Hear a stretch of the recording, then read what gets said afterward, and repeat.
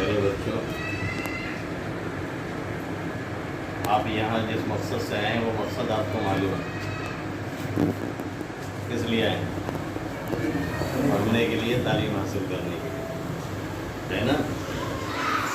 کہ کھانا کھانے آئے ہیں، گھر پہ کھانا نہیں مل رہا تھا اس لیے چلے آئے ہیں، ایسا نہیں ہے نا؟ تعلیم حاصل کرنے آئے ہیں۔ تو بہت سے بچے ہوتے ہیں جو گھبراہٹ کا شکار ہوتے ہیں، یا انہیں یہ لگتا ہے کہ ہم پڑھیں گے کیسے، کامیابی کیسے ملے گی۔ جو آپ کو پڑھا رہے ہیں وہ بھی کہیں سے پڑھ کے آئے ہیں۔ جب بھی آپ کو ایسا محسوس ہو، یہ احساس آپ کے اندر ہو کہ کیسے ہم پڑھ سکیں گے، تو آپ یہ سوچ لیا کریں کہ جو پڑھ کے آیا ہے وہ بھی، جو پڑھا رہا ہے وہ بھی کہیں سے پڑھ کے آیا ہے، اور وہ بھی پہلے چھوٹے تھے، پڑھ کر کے محنت کر کے یہاں تک پہنچے۔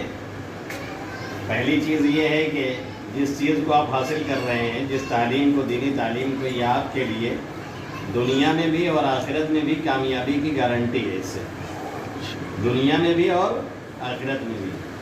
اکثر لوگ دینی تعلیم کے تعلق سے یہ ذہن میں رکھتے ہیں کہ اس سے صرف آخرت بنے گی، بس دنیا نہیں بنے گی۔ یاد رکھیں، دین جب رہتا ہے تو دنیا بھی ٹھیک رہتی ہے، چاہے تھوڑی ہو زیادہ ہو، آدمی پرسکون رہتا ہے۔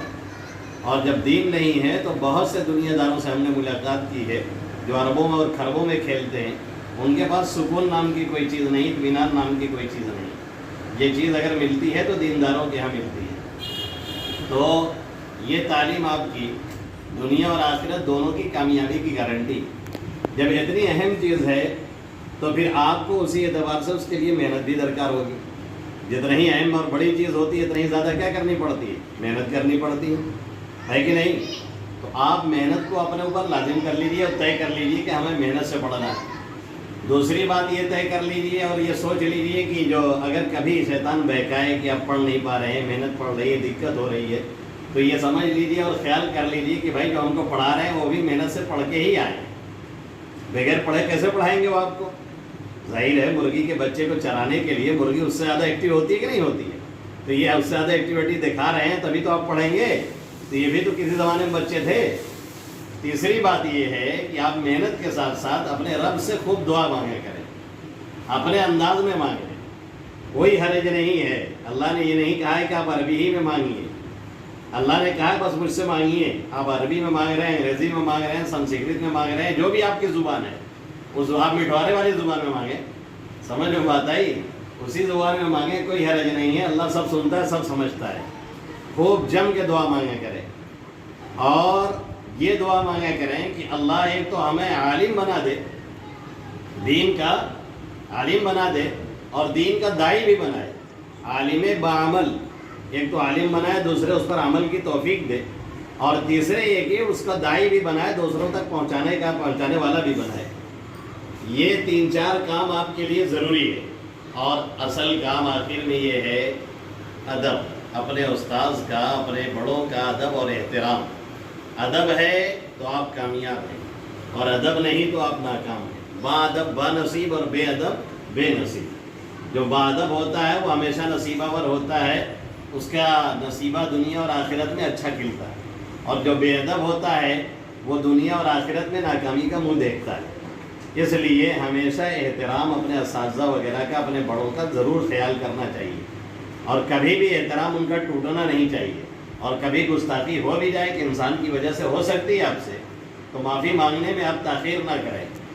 یہ 3-4-5 باتیں آپ کے لیے ضروری ہیں تعلیم حاصل کرتے ہوئے، اور یہ آپ سوچ کر کے تعلیم حاصل کریں کہ جس قرآن کو آپ پڑھ رہے ہیں، جس قرآن کو آپ رٹ رہے ہیں، اور جس کی تعلیم آپ حاصل کر رہے ہیں، یہی قرآن ہے جس کے پڑھنے سے، جس کے سمجھنے سے، جس پر عمل کرنے سے دنیا اور آخرت دونوں میں کامیابی ملتی ہے۔ اللہ کے حبیب صلی اللہ علیہ وسلم کو مکہ چھوڑنا پڑا، آپ کو معلوم ہے۔ 13 سال مکہ میں رہ کر کے پھر ہجرت کر کے مدینہ آپ آئے، 10 سال مدینہ رہے۔ اللہ کے حبیب صلی اللہ علیہ وسلم جب مقام رابغ میں پہنچے، جہاں سے وہ مدینہ کا راستہ آتا ہے، مکہ کا مشہور راستہ وہاں سے کٹ کے ملتا ہے مدینہ سے، وہاں جبریل امین تشریف لائے اور پوچھا آپ کو اپنا شہر مکہ یاد آتا ہے؟ فرمایا کیوں نہیں، ہر آدمی کو اپنے علاقے سے لگا ہوتا ہے نا، آپ کو یہاں سے نکالا جائے زبردستی نعوذ باللہ تو آپ کو دقت ہوگی کہ نہیں ہوگی؟ تو ہر آدمی کو اپنے علاقے سے، اپنے گاؤں سے، اپنے محلے سے، اپنے گھر سے لگا ہوتا ہے۔ آپ نے فرمایا کیوں نہیں یاد آتا؟ تو اس وقت جبریل امین یہ آیت لے کر کے آئے اور سنایا آپ کو ان الذی فرض علیک القرآن لرادک الی معاد، جس رب نے آپ پر قرآن کو فرض کیا ہے، اس کے پڑھنے کو، اس کے سمجھنے کو، اس پر عمل کرنے کو اور اس کی تبلیغ کو، وہ آپ کو پھر مکہ کیا کر دے گا؟ لوٹا دے گا۔ 10ویں سال میں آپ کہاں پہنچ گئے؟ مکہ فتح کر کے پھر پہنچ گئے، وہاں پہنچ گئے آپ۔ تو اس پر علماء نے لکھا ہے کہ قرآن کا پڑھنا، قرآن کا سیکھنا، قرآن کا سکھانا، قرآن کی تبلیغ کرنا، قرآن پہ عمل کرنا، یہ کامیابی کی جڑ ہے۔ دنیا میں بھی کامیابی ملے گی اور آخرت میں بھی۔ تو یہ چیز آپ حاصل کر رہے ہیں، اس لیے آپ یہ سمجھ لیں کہ آپ بہت بڑے خوش نصیب ہیں، اور آپ کے گھر والے بھی بہت بڑے خوش نصیب ہیں، اور جو اساتذہ آپ کو پڑھا رہے ہیں وہ بھی بہت بڑے خوش نصیب ہیں۔ کاش کہ ہم اور آپ یہ سمجھیں کہ جس علم کے لیے اللہ نے ہمیں اور آپ کو چنا ہے وہ بہت بڑی دولت ہے، دنیا میں بھی اس کا فائدہ ہے اور آخرت تو ایسے لوگوں کے لیے ہے ہی ہے۔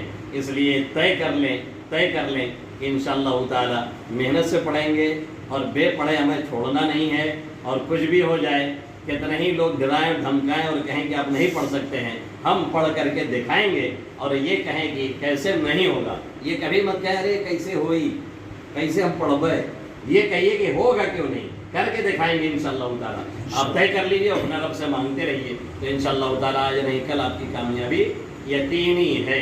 اللہ رب العزت آپ کو اور مجھے ان باتوں کے عمل کی توفیق نصیب فرمائے، آمین یا رب العالمین۔ وما علینا الا البلاغ المبین۔